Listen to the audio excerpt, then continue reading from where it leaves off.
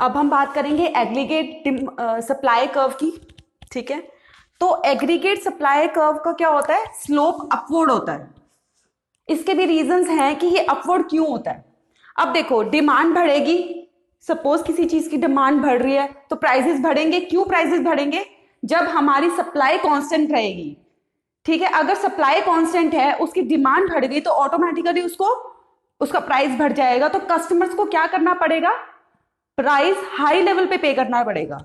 अगर demand increase होती है, प्राइस इंक्रीज हो जाएगा। क्यों? जब हम कांस्टेंट सप्लाई लेंगे कि हाँ इसकी सप्लाई इतनी ही रहेगी लेकिन इसकी डिमांड बढ़ रही है, तो प्राइस ऑटोमेटिकली इंक्रीज हो जाएगा। तो कंज्यूमर्स को क्या करना पड़ेगा, हाई पे करना पड़ेगा, उसी प्राइस पे करना पड़ेगा। अब देखो, ये सप्लाई कर्व है आपका, ये आपका प्राइस लेवल है। ठीक है, ये आपका रियल जीडीपी इस लेवल पे, कि मतलब फर्म कितना प्रोड्यूस और सेल करेगा। ठीक है, इस लेवल पे हम क्या लेंगे, रियल जीडीपी, कि फर्म कितना प्रोड्यूस और सप्लाई कितनी देगा। तो upward sloping average curve known as short run AS curve. ये जो अपवर्ड स्लोपिंग ऐसा जो कर्व बनता है ना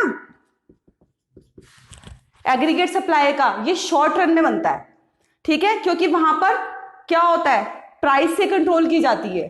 ठीक है, shows positive relationship between price level and GDP in a short run.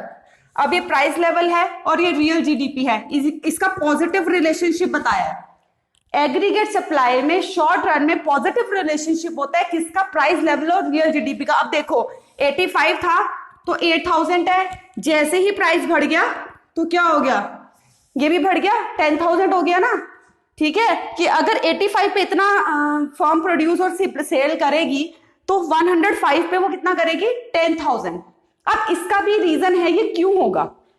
Now come to the next point, average supply curve increases because, ये इंक्रीज हो रहा है ना। ठीक है, क्यों हो रहा है, when the price level of output increases while the price level of input remain fixed. अब देखो मेरी बात सुनो, अगर डिमांड बढ़ गई है किसी चीज की, हमेशा तो ऐसा नहीं होगा ना कि आप एक नया प्लॉट लोगे, वहां पर दोबारा मशीनरी लगाओगे अपनी सप्लाई को इंक्रीज करने के लिए। ऐसा तो हमेशा कभी नहीं हो सकता ना कि हाँ भाई हमेशा हर बार आप एक जगह ले रहे हो, उसके अंदर पूरा दोबारा सेटअप कर रहे हो ताकि आपको प्रोडक्शन ज्यादा हो, ऐसा कभी नहीं होगा। ठीक है, एवरेज सप्लाई कब इंक्रीज होता है, क्यों, जब प्राइस लेवल आउटपुट इंक्रीज हो जाता है। ठीक है, बट हमारे जो इनपुट जो है ना वो फिक्स रहता है। जब प्राइस लेवल ऑफ इनपुट्स क्या होता है, लैंड लेबर वगैरह, वो हम फिक्स्ड रखते हैं। ठीक है, the opportunity for additional profits encourage more production. अब क्या होगा, देखो डिमांड बढ़ गई, प्राइस इंक्रीज हो गया। अब जो मैन्युफैक्चरर है, जो प्रोड्यूसर है, जो फर्म्स है, उनके अंदर भी तो लालच आ जाएगा ना कि अगर प्राइस पे हो रहा है, हाई हो रहा है, सप्लाई इंक्रीज कर देंगे तो हमारा भी तो प्रॉफिट होगा। सिंपल सी बात है ना। तो जब हमारा प्राइस लेवल आउटपुट का इंक्रीज होगा, जब हम price level of input remain fix रखेंगे, तब क्या होगा, उनके पास एक अपॉर्चुनिटी होती है फर्म्स के पास। इस फर्म के पास अपॉर्चुनिटी होगी किस चीज की, ताकि उनको एडिशनल प्रॉफिट्स मिल सके। तो वो क्या कर देंगे, हम अपनी प्रोडक्शन इंक्रीज कर देंगे। ठीक है, तभी आपका ये स्लोप पॉजिटिव में जाता है कि अगर प्राइस बढ़ गया तो सप्लाई तो बढ़ानी पड़ेगी ना, कि हमें डिमांड तो पूरी करनी है। हम जो प्राइस लेवल ऑफ इनपुट्स हैं, हमारे जो इनपुट्स हैं उनको तो हम फिक्स्ड करके चल रहे हैं ना।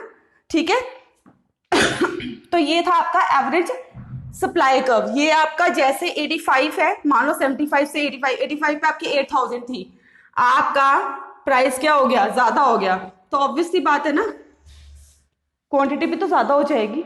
ठीक है।